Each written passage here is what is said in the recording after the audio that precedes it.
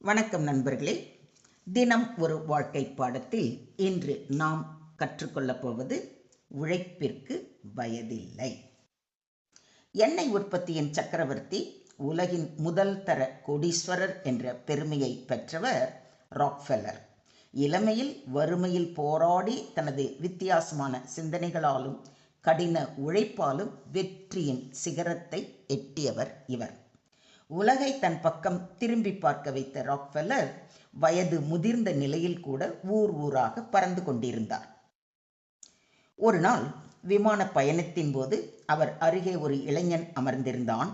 அவன் ராக்ஃபெல்லரை பார்த்து, "நீங்க தான் நிறைய செல்வத்தை சேர்த்து வைத்து விட்டீர்களே, வயது வேறு ஆகிவிட்டது, உழைப்பதை விட்டுவிட்டு ஓய்வெடுத்து கொள்ளலாமே" என்று கேட்டான். ராக்ஃபெல்லர் இளைஞனை ஏறிட்டு பார்த்தார்.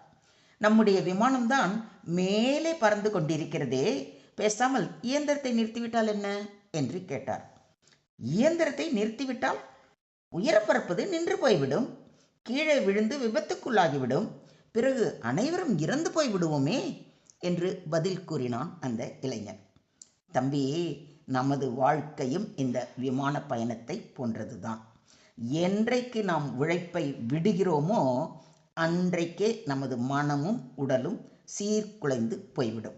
மகிழ்ச்சி போய் மரணம் வெகு சீக்கிரத்திலேயே வந்துவிடும். அதனால் உழைப்பிற்கு என்றுமே வயதில்லை" என்றார் ராக்ஃபெல்லர். உண்மைதான். Age is மியர் number.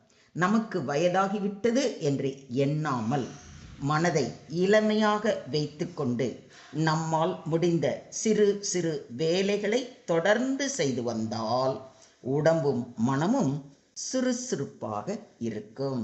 என உழைப்பிற்கு வயதில்லை தானே? வாழ்த்துக்கள்.